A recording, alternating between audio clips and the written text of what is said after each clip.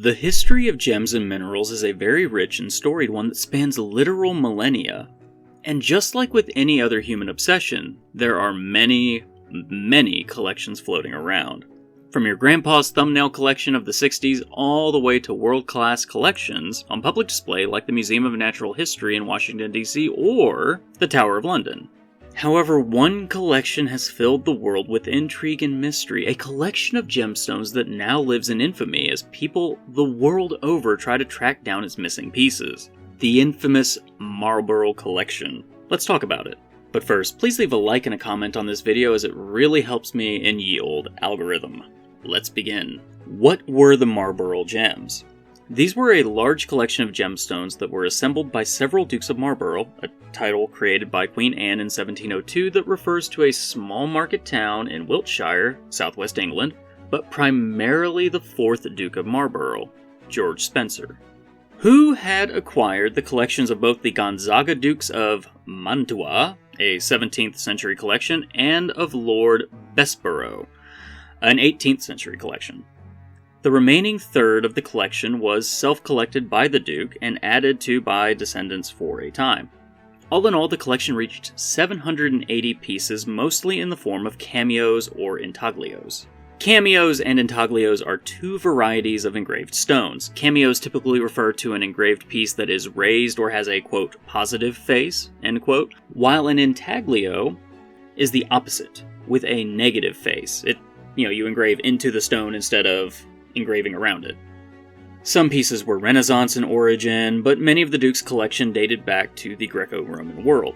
A famous example being a ring owned by the Roman Emperor Caligula. Made from a single piece of sapphire with gold, the engraving is believed to depict Caligula's wife, Caesonia. His 4th and last wife, mind you. This 2,000-year-old ring had previously been in the ownership of the Earls of Arundel from 1637 to 1762, but eventually came into the ownership of George Spencer. Cameos and intaglios were historically worn and in many cases used as the vessels for wax seals. However, they became popular, especially in the Greco-Roman world. These gemstones would often be made out of semi-precious or precious gems, but also glass and some other media as well. The Marlborough collection of gems reached nearly 800 pieces before being sold by the 7th Duke of Marlborough at auction to mining magnate David Bromelow in 1875 to raise money for the maintenance of Blenheim Palace, their ancestral home.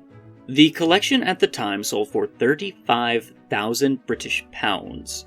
The gems inevitably made their way to Christie's of London, where they were dispersed in 1899 by Bromelow's daughter after his death. Figures. And that's where the mystery sets in. People do love a good mystery. Only about 1/3 of the collection has been located and identified today. Many went to private collectors, passed through several hands, and so on.